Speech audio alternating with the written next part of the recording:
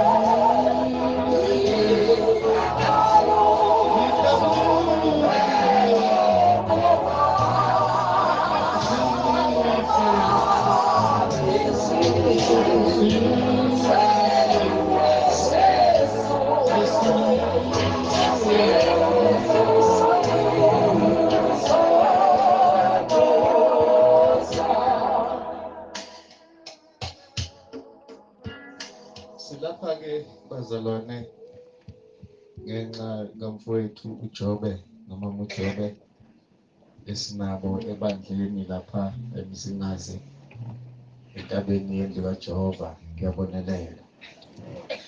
Qinisweni-ke kufanele ngabe kumi umpostoli baba uNsibande la, kodwa ngenxa-ke yama-commitment akekho, uthe ukuqhelaqhela wasecela ukuthi sizoqhubeka nomsebenzi. Sesizwile abazalwane nempilo kadadewethu ngakho konke uNkulunkulu amabele khona. Haleluya. Amen. Sezwa abakhulumayo bekhuluma into efanayo udadewethu. Faniwe-ke incwadi yakhe manje ngoba asekho yena sesenkosini. Okwethu nje sihlezi nomzimba kuphela okufanele siyobeka endaweni yawo. Amen. Amen. Siyedlula-ke sizoya-ke ezwini ngokuphuthuma. Ngibona-ke baba uJobe usaphumile nomama kujwayelekile-ke vele ukuthi uma kunomcimbi ofana nalo babambeke la bebambeka khona. Kodwa-ke singakayi ezwini losuku kunamazwi atholakala lapha ngoba seKorinte besibili sahluko ngasesihlanu ivesi lokuqala. Ngokuba siyazi ukuthi uma indlu yethu yasemhlabeni eyitokodo idilizwa, sinesakhiwo esivela kuNkulunkulu, indlu engenziwanga ngezandla eyaphakade esezulwini. Sizosho nje bazalwane ukuthi uma sisekhona lapha emhlabeni, yilo nalo kufanele azi ukuthi sisetokodweni elidilikayo ngesikhathi sokudilika. Ma ubona umjondolo kwakhiwe umjondolo wamaplango ngokuvama, akujwayelekile ukuthi udilike kunabantu phakathi kure. Kodwa khona kuyenzeka, kodwa yinto engajwayelekile. Ma sebezowudiliza bona uqobo sebebona ukuthi awukho esimeni esihle, bajwayele ukukhipha yonke into ephakathi abasayidingana abazoyisebenzisa maqede bese beyawudiliza. noNkulunkulu-ke unjalo bazalwane, ma idokodo lasemhlabeni lidilizwa, khona kuthathayo edokodweni.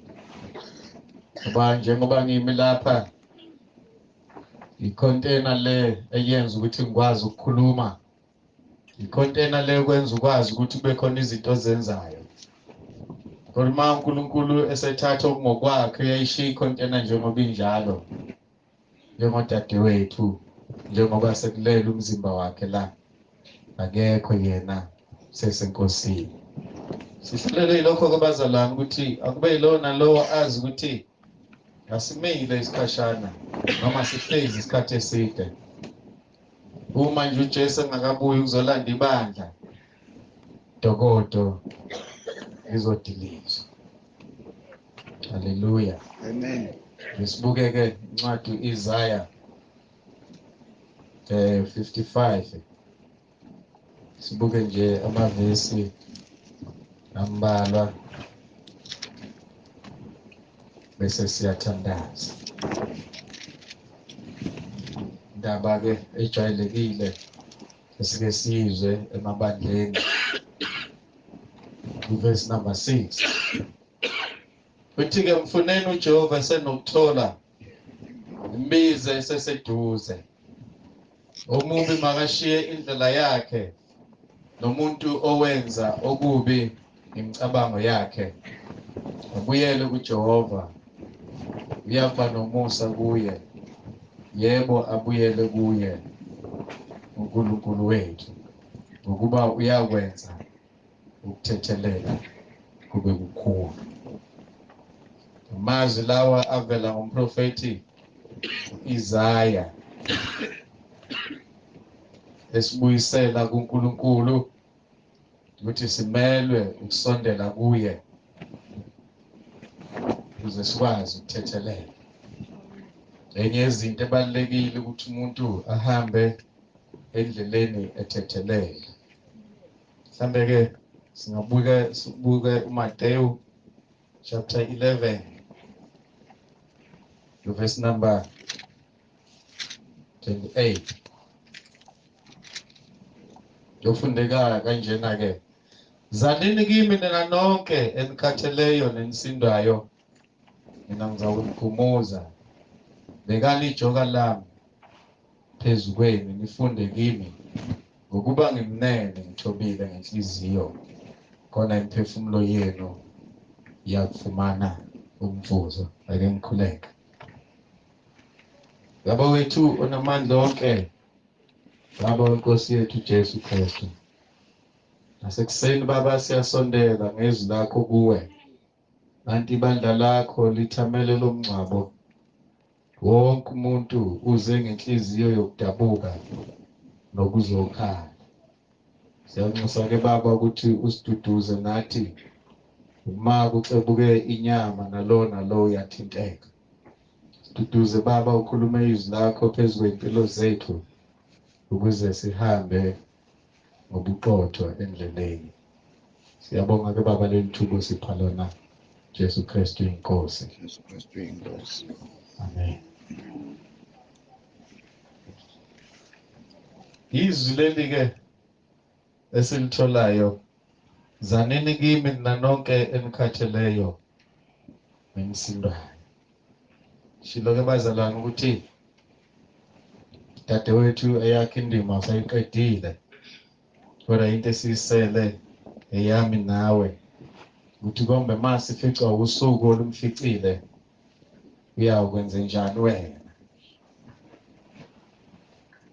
Yuzwe abantu bekhuluma ethi kazi mina mangcwatshwa kuyoba njani. Kuyokwenzeka umngcwabo ube mnandi, kucule kahle, kushunyayelwe kahle, yonke into yenziwe kahle kube sengathi kusemvuselelweni. Umuntu ahawuke ethi ngiyafisa ngathi bengaba umngcwabo wami lo, ezwa ubumnandi. Kodwa umbuzo usale ekuthenini uyilungisile yini indlela yakhe noNkulunkulu.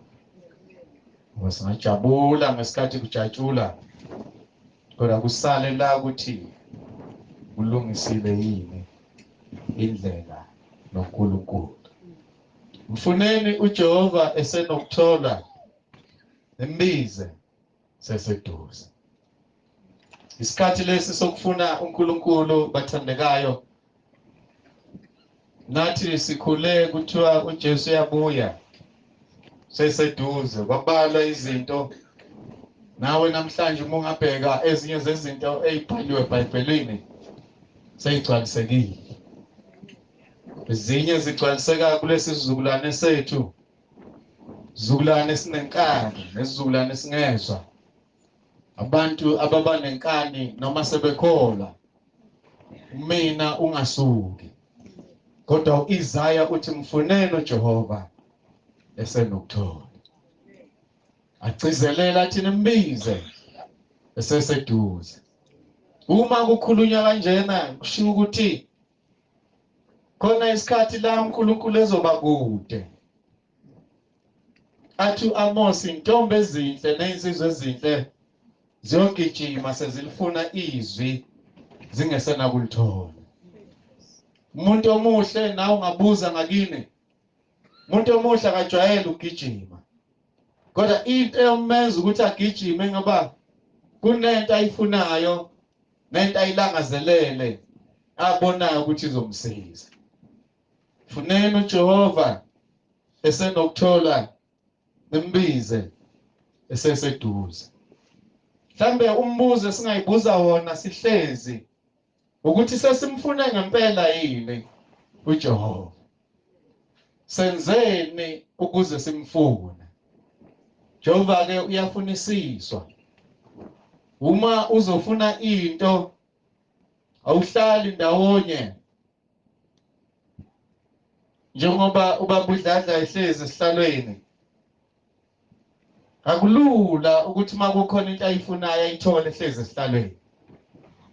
Kodwa into ayifunayo uma emlahlekele kudinga ukuthi asuke endaweni ahlezi kuyo afune leyo nto ukuze akwazi ukuyithola.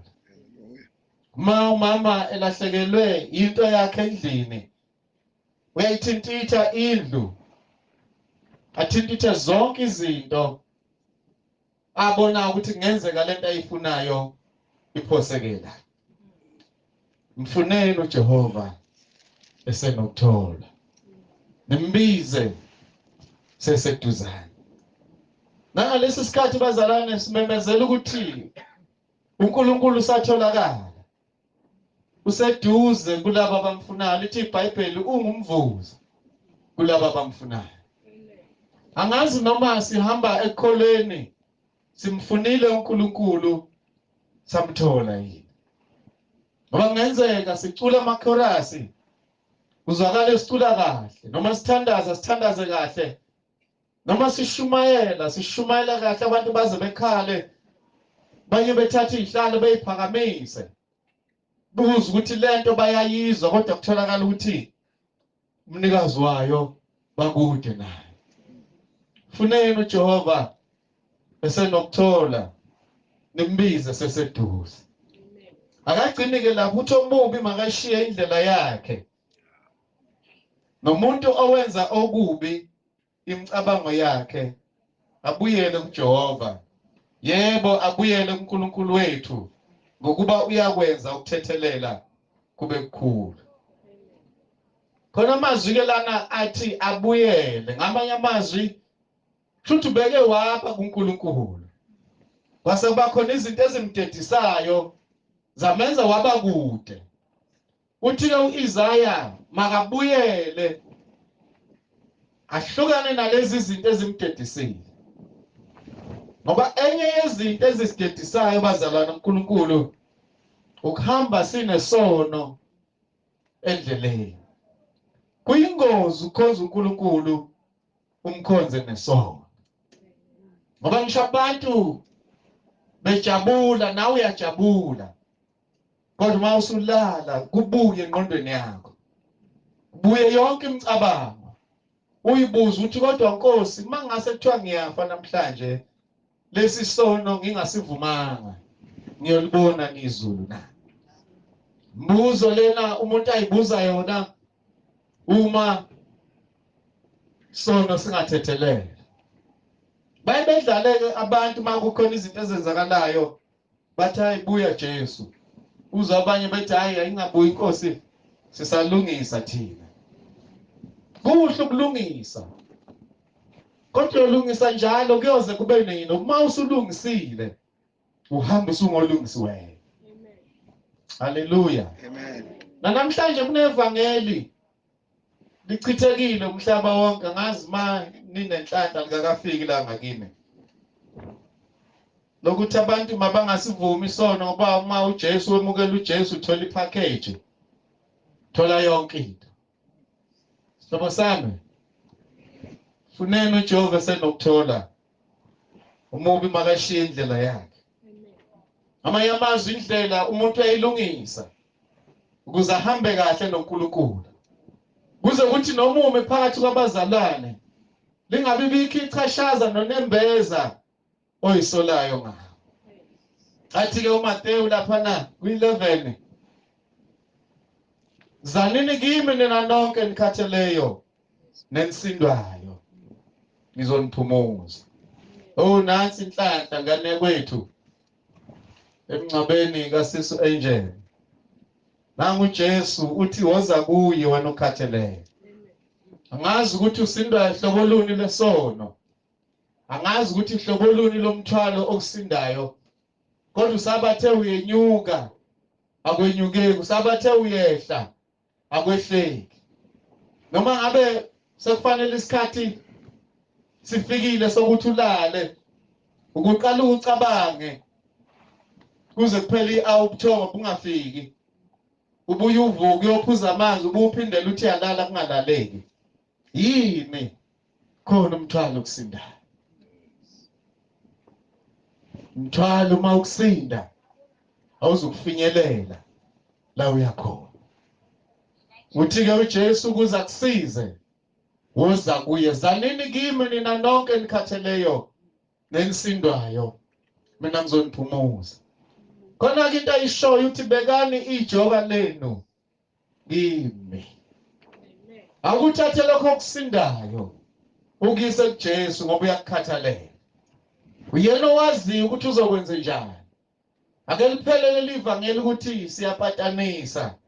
Asazi nathi siyobona phambili. Ngizothi ingane yakwethu akubona phambili. Umuntu ubone sela. Hallelujah. Amen. Ila obona khona ukuthi kukuphi la uyakhona. Ngoba enye yezinto ebuhlungu ile yokuthi ma eselele umuntu ukhulunye kahle ngaye kuze kushiwe nengoma abeyijwayela ayithandayo bejuluka abantu bebemanzi ke bejulukiswa ingoma kanti akayile ekhaya. Siyesisho sithi rest in peace. Kanti umuntu akekho ekuthuleni. Awukutholi ukuphumula musunganya. Indlela yakho iqala lapho ukuyilungiselela ukuze uhambe kahle endleleni.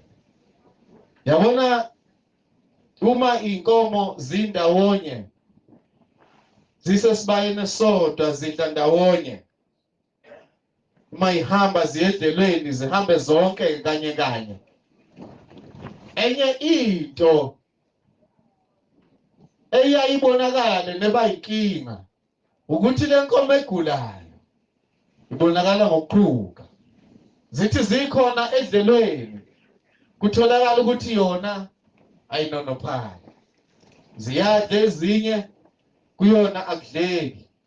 Uyifica isilele isiqule isihlafuna utshani.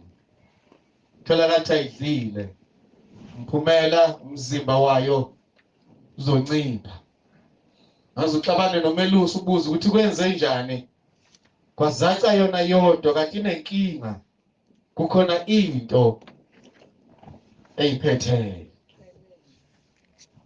Mnikazi wemfuyo kohlakaniphile uyasondela kuyo. Akayicilonge nje yonke indawo. Mayibotha akatholi lutho. Abese hamba eyekulaba beyilwane. Afika abachazele inkinga yenkomo yakhe. Bese bemnikeza umjovo. Mase ijovile kuyayibe khona umehluko. Nangu uJesu nakule nkonzo uza nomjovo. Zanini kimi nina nonke nikhatheleyo nenisindayo mina ngizokuphumuza. Njani umthwalo uthwele?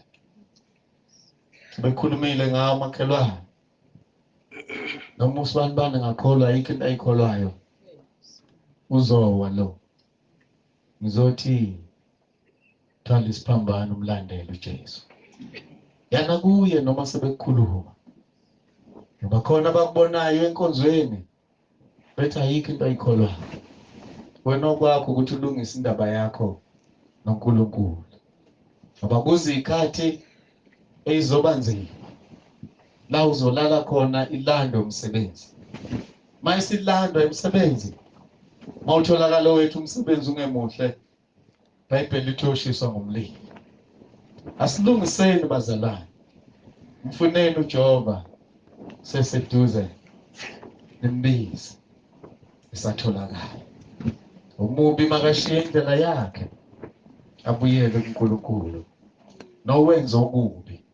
Zinjani izenzo zakhe enkosini? Kuhle inokwenzayo noma kubi. Namhlanje ngathi besayinikeza homework. Basithi masibuyele emakhaya siyohlola nje impilo yethu ukuthi injani phambi kwaNkulunkulu. Ke kube yilowo nalowo akayibuke esibukweni sakamoya. Ukuthi yebo ngiyaziwa ukuthi ebandleni ngenza ukuthi nokuthi. Kodwa mina Nkosi ngilungile yini phambi kobuso bakho. Ngoba ngenzeka ukuthi ngibizwa ngalento nje engibizwa ngayo ebandleni.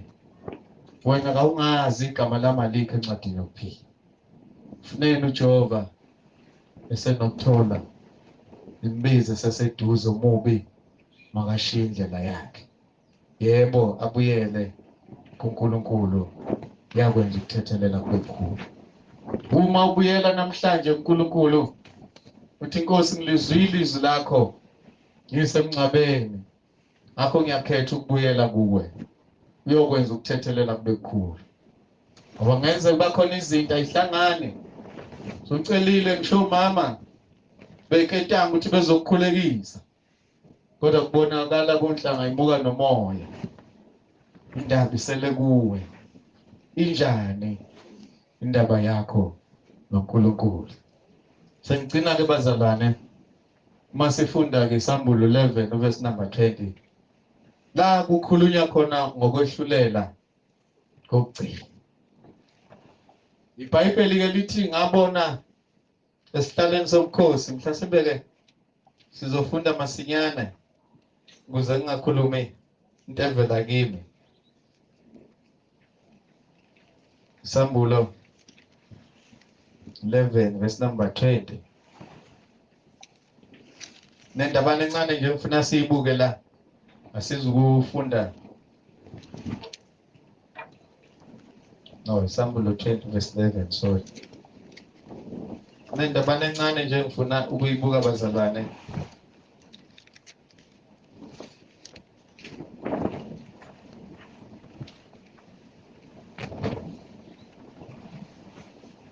Isambulo 20 verse 11 thingase ngibona isihlalo sobukhosi esikhulu esimhlophe nohlezi kuso obuso bakhe babalekelwa izulu nomhlaba akutholelwanga indawo ngabona abafileyo abakhulu nabancane bemphambi kwesihlalo sobukhosi izincwadi zavula nenye incwadi yavula ngeyokuphila nabafileyo bahlulelwa ngalokho okulotshiwe ezincwadini njengokwemsebenzi nolwandle lakhipha abafileyo ababekulo nokufa neHadesi kwakhipha abafileyo ababekukho bahlulelwa yilona lo njengokwemsebenzi yakhe ukufa neHadesi kwaphonswa echibini lomlilo lokhu kungukufa kwesibili ichibi lomlilo uma ikhona ongafunyaniswanga elotshiwe encwadini yokuphila waphonswa echibini lomlilo wehlulela kokugcina lokhu okuyokwenzeka siyazi bazalwane ukuthi masifunda kuthiwa ke uJesu uzokwehla esuka ezulwini ezolanda ibandla sayisisho ke sithi sizomhlangabeza yikho leyo nto sikumhlangabeza uJesu kodwa siyohlangana naye emafeni mayibuya uJesu lithi iBhayibheli kuyozwakala inhlokoma enkulu ngomsindo wecilongo wengelosi umsindo oyozwa yilabo abalungele ukuhlwitha khona ozothi unabo likhalile icilongo bengalizwa kodwa wena ngoba usindisiwe uhamba kahle uyazana noJesu lizo wena wedwa niyothi nixoxa nomngani wakho noma nomuntu ohambisana naye mayithi yabheka uzokubona ungasekho abona ingubo obuyigqokile axake ukuthi kwenzakaleni osemotini uma beshayela imoto yoqhubeka ihambe yodwa zishayisane mayishayisana udriver kuthola kathi akasekho iBhayibheli ke lithi abalele emathuneni bayolizwa leli cilongo amathuna azovuleka bayophuma benikeza imizimba emisha uma ngabe ningcwatshe ethuneni elilodwa niba u5 wena usegcineni uma kukhala icilongo uyolizwa osala lana amanye amathambo uvulekela indlela wena uphume uye kuJesu hambe uye ezulwini uyohlala naye hlale naye kuphela iminyaka e1000 buye uJesu azoza lapha emhlabeni ezokwehlulela la sifunda khona ke lithi iBhayibheli kuyawubukwa incwadi uma umuntu engatholakalanga kule ncwadi ezobe iphethe uJesu yeke ubhlungu okuyoba khona njengamanje khona abantu abaseHadesi ngathatha njengesitokisi la uthi uma unecala kuthiwa uzokuthi ukutoka la kwesikhashana kuze kuyothethwa icala lakho neHadesi linjalo kodwa into ebuhlungu khona kuyashisa ngoba Singakubiza ngokuthi isihogo esincane. Isestation sabantu abazongena esihogweni. Uma uJesu sekufika leso sikhathi ehlala esihlalweni sakhe sobukhosi, iHades liyobakhipha abantu abelokhu bebezwe ukushisa bayoza ukushaya umoya ngalelo langa. Athi ungaze ngakhululeka kulokhu kushisa okungaka. Kanti hayi usezosha ngoba ukwehlulela wesibili akunashwele. Lithi iBhayibheli bonke abantu bayofundwa imisebenzi yabo encwadini. Zizobe zimbili incwadi ezobe zisesandleni sewuli. Oyotholakala engekho encwadini yokuphila uyophonswa esihogweni nasechibini elivutha umlilo kanye nokufa. Nabadliwa izilwane. Abanye ngapha sihlala eBheki siyesizwe kuthiwa ingane ihambile zayobhukuda. Eyodwa yaye bangisabuya kuphela iminyaka igcina ngasabuyanga abazali benze bekhohle benxabe impahla. Kodwa ngalelo langa ulwandle lewakhiphela ngaphansi. Bathi ncinci nathi iwundle sasizwa ngalo. Tholakala encwadini amagama bawalotshiwe. Babuyele esihogweni bayosha. Wesihlobo sami kuyoba njani usha? Ususha nabantu kade bengakhola. Abanye babo bebekuhleka. Uma uye enkonzweni bekubona uphethe iBhayibheli. Kanti uhlule ukufuna uJehova esatholakala. Uhlule ukulungisa indlela yakho isikhathi sekhona. Kwaze kwafika la ufa khona uJesu ungazange umemukele. Ngizothi ntambama namhlanje funeni uJehova senomthola. Yokwenza njani makufika lolu suku? Yolizwa nicilongo likhala. Noma uyokhala nabakhalayo. Banye bayojabula ngaleso sikhathi. Ngoba khona amakholwa uNkulunkulu abusisila ahlala kuma machines. Sindle inkulu ezinye zazo zizitezi. Uma ubaba ekholwa nomama nezingane bayohlutshwa bonke indlu isale ingenamuntu nezimoto egarage. Befika abantu basezweni. Bathi siyabonga amakholwa amukile. Siyangena lana. Bathatha imoto nezindlu ngoba bazalwane izinto zalapha emhlabeni aziyukusiza ngalutho. Ziyosala khona lapha emhlabeni. Bejabule bejabulela ukuthi bathola izinto ezishiwa amakholwa kanti balande ukuhlupheka. Ngizothi mfune uJehova esatholakala. Mbize seseduze busishiya indlela yakho embi. Ngoba liyeza lolu suku lolu lifica udadewethu luzofika nakuwe. Akunendaba ukuthi ebandleni ubizwa ngani. Akunendaba ukuthi ushumayela kangakanani. Ngoba nami njengoba ngimile nje uma kungukuthi ngiyapepeza lokho engikukhulumayo angikwenzi ngiyosha. Lento ayinendaba nomfundisi ngoba umfundisi akekho ezulwini. Kodwa abantu abasezulwini abantwana bakaNkulunkulu. Mfuneni uJehova esenokuthola nembize seseduze. Omubi makashiya indlela yakhe. Nowenza okubi akahlukane nakho. Ngoba kuze usuku la imisebenzi yonke izoba sobala. Athi umshumayeli 12 verse number 14 athi yonke imisebenzi izodlula kahluleleni. Ngabe muhle uzohlulela ngokwenze kahle. Ngabe mubi umsebenzi owenzile uzohlulela ngoba yonke imisebenzi fanele idlule kahluleleni. Njani wakho umsebenzi phambi kwaNkulunkulu? Wenze njani? Uchumene noNkulunkulu na? Noma ulingisa abakholwayo. Banye bahamba baphuthela ngisho nazinkonzo. Noma kune fasting ebandleni bangena kuyo. Athi yonke into ngiyayenza ebandleni bayangazi ukuthi ngesiqonqwane salesibandla saleli ibandla. Kodwa uchumene yini noNkulunkulu umfunile uJehova wase uyamthola na?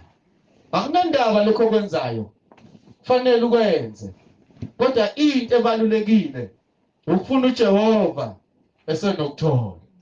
Busushiya indlela embi. Ngoba ngeke umuntu eyodla umbuso wezulu hamba ngendlela engalungile. uPetro lapha nakuMateyu uthi inkosi sishiye konke sakulandela pho siyozuza. Ungaba naso nesibindi sokuya kuJesu uzomtshela lokho ngoba mhlambe ufuna kubalela izinto ongayishiyanga. Ngizothi ingane yakwethu asihambe simkhonza uNkulunkulu sehlukanisile endleleni. Uma kuthiwa umuntu makashiya indlela yakhe sho ukuthi isono senzayo yasivuma hlukane naso. Ngoba ukukhonza iminyaka kunesono esikubambile yise sekuyise sifokweni. Abanye abantu bazozwa bethi mina ngisho umfundisi wami uyangazi ukuthakathaba kwami ukuthi kuyini. Akuyi ngokuthi umfundisi uyakwazi, kodwa into okufanele uyenze ukulungisa indlela yakho kuNkulunkulu. Ngoba kuze isikhathi la uzoma phambi kwesihlalo sokwehlulela uzofika uthini na. Haleluya. Kuba mhlambe ekhona phakathi kwethu bathi umfundisi mina ngazani noJesu. Mhlambe ngiyakhonza ukukhonza ebandleni, angikhumbuli ngiphakamisa isandla ngithi ngiyamemukela uJesu njengenkosi nomsindisi. Uye ozokusiza akungenise ezulwini. Wafa wafela wena ukuze ungayi kulahleni. Ngoba isihoga kasenzelanga wena kodwa ayisenzela uSathane namadimoni. Sathane namhlanje ukudonsile wakusondeza kuyena wakususa uNkulunkulu wakho. Uma kukhona ongamemukela uJesu eyinsukwini zokugcina nasemncwabeni kaSisu Angel, angaphakamisa isandla sikhuleke. Ngiyazi ngenye inkathi kuyethiwa abantu abacimeze khona kuzo bengeza ukubona. Asinendaba ukuthi abantu bathini ngoba silungise yethu impilo noNkulunkulu. Asiphakamisa isandla sikhuleke. Uma kungenjalo kusho ukuthi sonke siredi ukuthi uma ebuya uJesu kulanda ibandla siyongena embusweni wezulu. Haleluya. Maye khona usho njalo angaphakamisa isandla sikhuleke, ngikhuleke naye. Kungenjalo silindile sonke ukukhala kwecilongo. Unomhlabeleli ke lapha 116 othi ngomsindisi onami la empini. Uma wona ke bazelane bese siyakhuleka. Ngomsindiso nami la empini Diatina Loma Gugatini Ongisiste Sifungungungini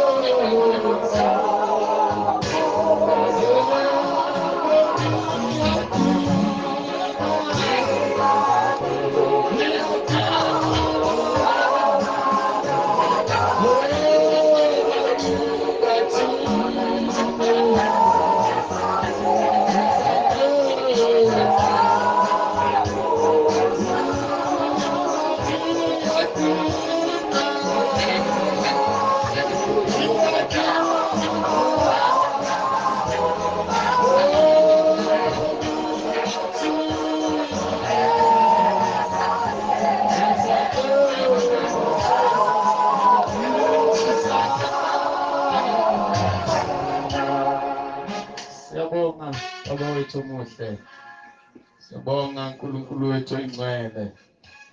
Siyabonga ukukhuluma kwakho nantambama. Baba busisa abantwana bakho bonke abalalele inkonzo.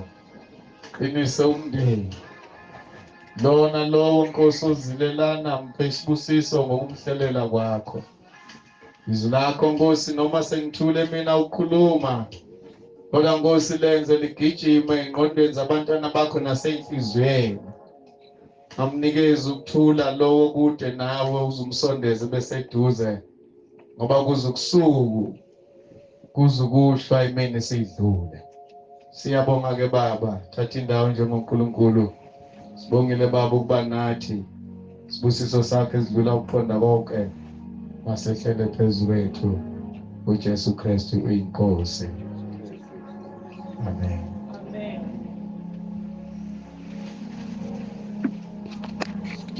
Amen.